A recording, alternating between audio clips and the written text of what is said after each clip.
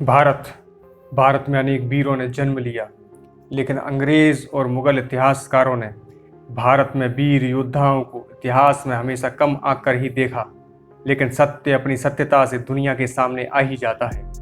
एक ऐसे वीर योद्धा जो मराठा वीर शिवाजी की तरह ही महान और पूरे भारत पर राज करने वाले मुगल शासकों के रथ का पहिया बंगाल के आगे पूर्वोत्तर भारत में नहीं पहुंच सका।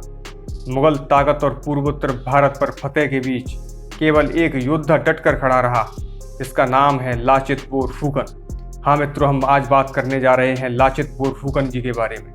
इनका नाम इतिहास में सुनहरे अक्षरों में लिखा गया है और आपने इनके बारे में बहुत कम ही सुना होगा। मित्रों, अहोम साम्राज्य के सेनापति लाचित की वीरता की कहानी असम राज्य के बच्चे बच्चे को याद है। इनके नाम से भारतीय सेना में एनडीए के सर्वश्रेष्ठ कैडेट को उनके नाम पर पड़े लाचित मेडल से सम्मानित किया जाता है। सन 1662 वो दिन जब मुगलों ने अहोम साम्राज्य वर्तमान में असम की राजधानी गुवाहाटी पर कब्जा कर लिया और तत्कालीन अहोम सम्राट जयध्वज को अपमानजनक शर्तें मानने को विवश किया, जिससे पूरे असम में क्रोध की लहर दौड़ पड़ी और मुगलों को कुछ सालों में असम को छोड़ना पड़ा। प्राकृतिक संसाधनों से परिपूर्ण असम को जीतने की लालसा में औरंगजेब ने एक विशाल सेना, जिसमें 30,000 पैदल सैनिक, 15,000 तीरंदाज, 18,000 घुड़सवार, 5,000 बंदूकधारी और 1,000 से अधिक तोपों के अलावा युद्धपोत का विशाल बेड़ा भेजा। इस युद्ध के लिए असम सेनापति लाचित ने कमान संभाली। मुगलों की विशाल सेना के सामने असम सैनिकों की संख्या बेहद कम थी, लेकिन असम सैनिक छापामार युद्ध में कुशल थे। इस युद्ध कौशल से तंग आकर मुगलों के पूर्ण शक्ति के साथ आक्रमण किया। इसी बीच दुर्भाग्य से लाचित बीमार पड़ गए।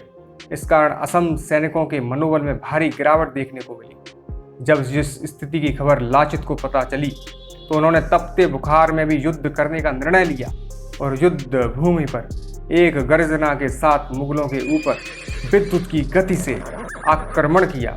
जब इस दृश्य को असम सैनिकों ने देखा तो हताश और निराश सैनिकों की भुजाओं में बिजली की तरह एक शक्ति दौड़ी और अहोम सैनिक शेर की तरह गरजने लगे और मुगल फौज को गाजर मूली की तरह काटने लगे और देखते ही देखते 4,000 मुगल सैनिक मार डाले गए।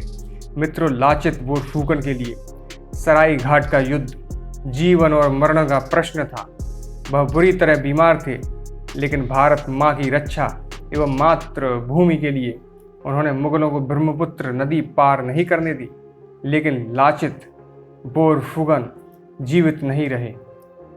बीमारी के कारण, जल युद्ध के कारण उनकी सेहत बुरी तरह बिगड़ गई, जिसकी वजह से भारत माँ का सपूत और पूर्वोत्तर का शिवाजी अपना नाम इतिहास में सुनहरे अक्षरों में लिख गया।